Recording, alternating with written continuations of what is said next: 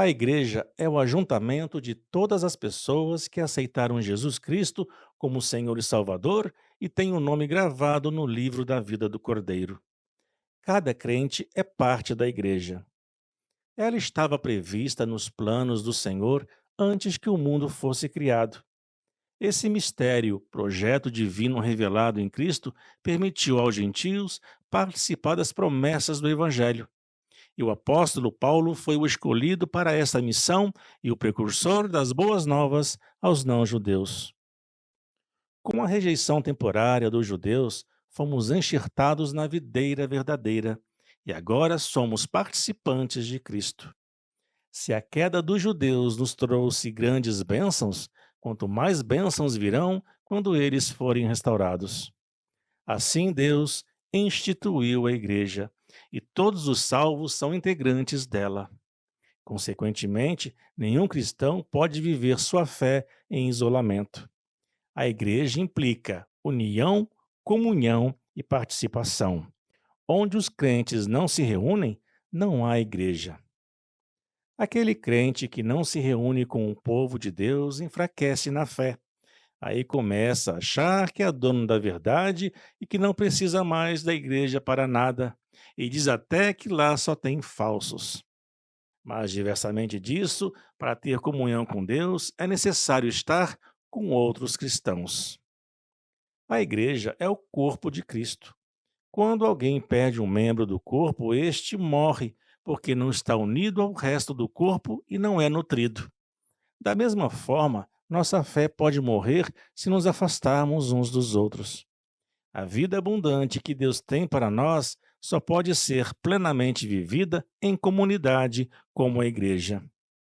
Por fim, tenho a dizer que a igreja, formada dentre as nações, é o novo povo de Deus, o Israel espiritual.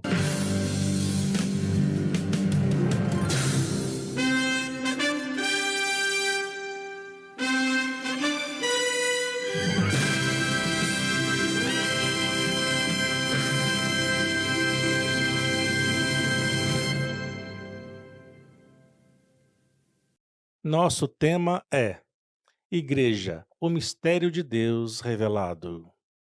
Versículo-chave: Epístola do apóstolo Paulo aos Efésios e aos cristãos dos dias atuais, capítulo 3, versículo 6.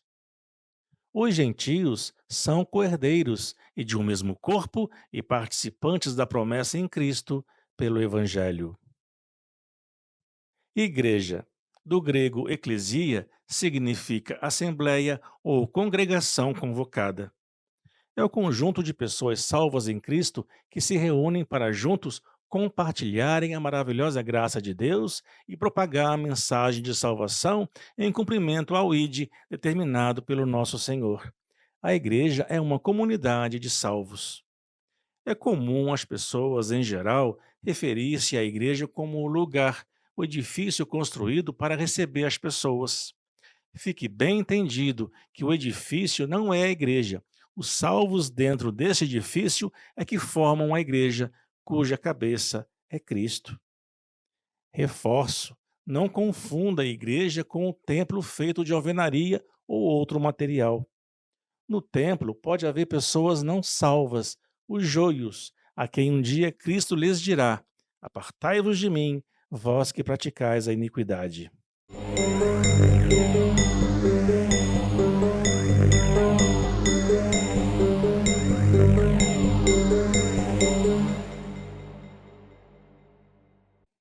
Pela palavra de Deus, entende-se que a igreja é a esposa do Cordeiro, a eleita e o corpo de Cristo.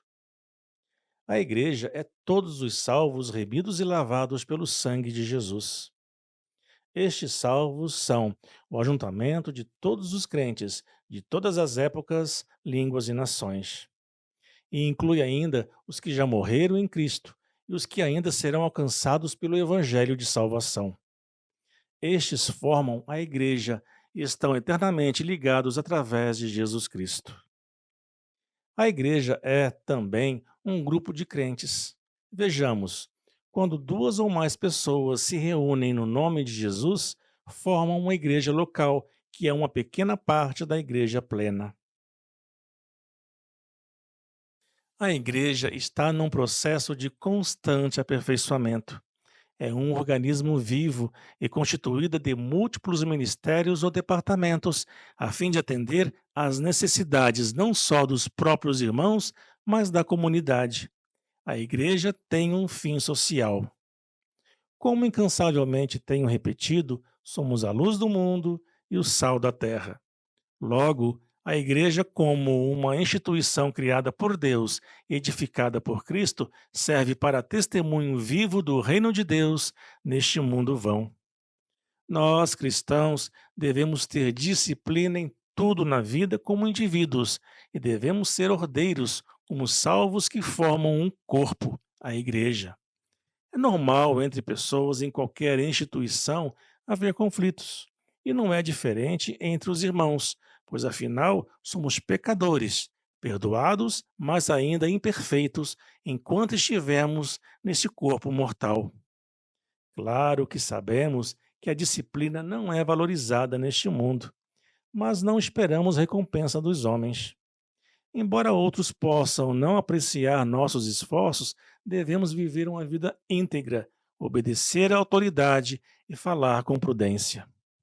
E ainda, vivermos unidos e pacificamente na igreja e sermos exemplos vivos de nossa fé para a sociedade contemporânea. Fato ou realidade?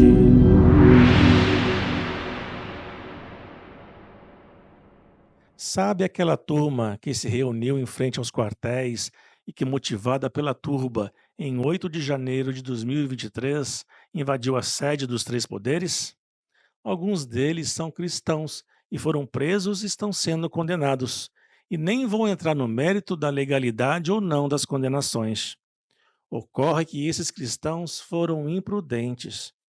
Veja o que está escrito em Provérbios, capítulo 24, versículos 21 e 22, em uma tradução livre e na linguagem de hoje.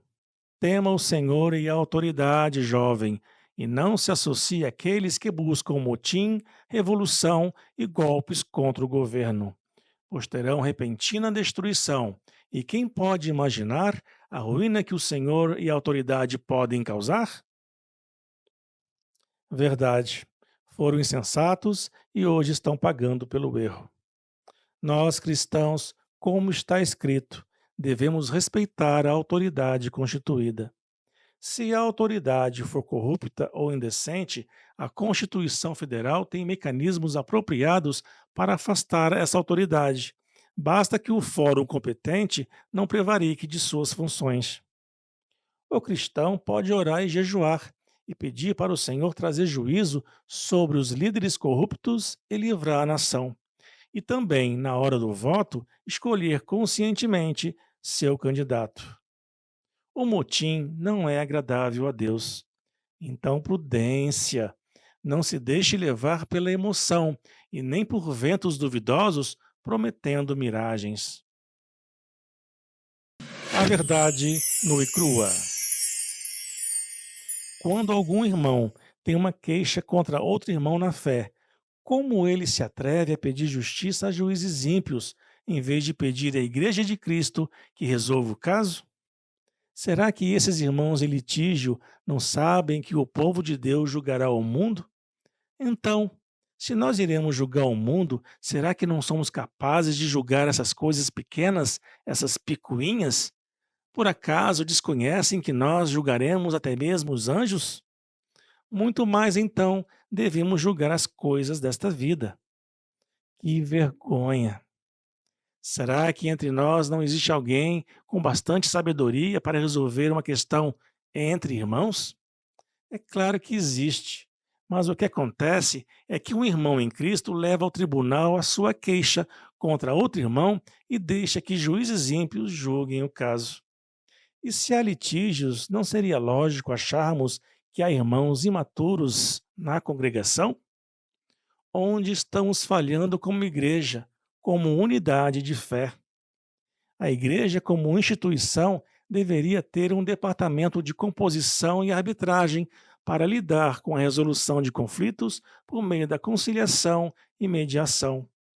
Para que levar a juízes ímpios causas que podem ser resolvidas entre nós? Irmãos, somos pedras vivas na edificação de uma casa espiritual, para sermos sacerdócio santo, oferecendo sacrifícios espirituais aceitáveis a Deus. Toda construção tem um sentido, uma função, um objetivo e segue o projeto estabelecido pelo engenheiro. Essa construção tem início com o lançamento da pedra fundamental. Do mesmo modo, a construção do corpo de Cristo, a Igreja, a noiva do Cordeiro, tem um plano, o qual é estabelecido pela pedra angular ou pedra de esquina, que é Cristo. Nós, como pedras vivas, somos diferentes uns dos outros, porém nos encaixamos perfeitamente. Estamos ligados, jamais estáticos, mas num processo de constante devir, como pedras vivas que se relacionam reciprocamente. Não somos pedras soltas. Todos nós somos importantes, temos uma função e dependemos um do outro para a edificação do corpo de Cristo. Como dito anteriormente, a igreja tem função social. O serviço social da igreja é para atender primeiramente os irmãos economicamente fragilizados, as viúvas, enfim, com critério e ordem. A ação social da igreja pode ultrapassar os limites do edifício, onde se reúne a igreja.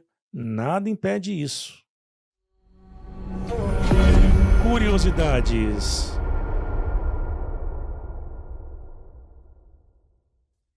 Em sentido amplo, a igreja é abrangente, pois engloba todos os crentes de todas as nações e épocas. A igreja é local, onde os cristãos se reúnem. A igreja é invisível, inclui todos, em cada geração, que se arrependeram sinceramente dos seus pecados, creram em Cristo e foram salvos. A igreja é missionária, leva o evangelho até os confins da terra para aqueles que ainda não foram alcançados pela palavra de salvação. A igreja é vitoriosa, pois está firmada na rocha, que é o Senhor Jesus, e o inferno não prevalece contra ela.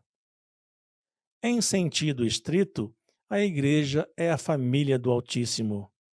A igreja é o templo do Espírito Santo. A igreja é o Israel de Deus. A igreja é a geração eleita, o sacerdócio real, a nação santa, o povo exclusivo de Deus. A igreja é o corpo de Cristo, a noiva do Cordeiro. A igreja pertence a Deus e foi comprada com o sangue de Cristo. A igreja é gloriosa, irrepreensível, sem mácula, sem ruga e vestida de justiça pelos méritos de Cristo. A igreja revela a multiforme sabedoria de Deus. A igreja é perseguida, mas guardada pelo Senhor.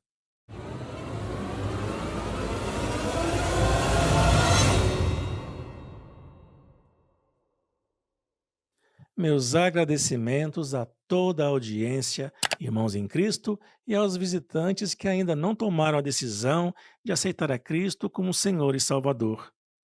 Oro para que muitos ainda no lamaçal do pecado se voltem para Cristo e participem da comunidade dos salvos. Lancem sobre Deus toda a ansiedade.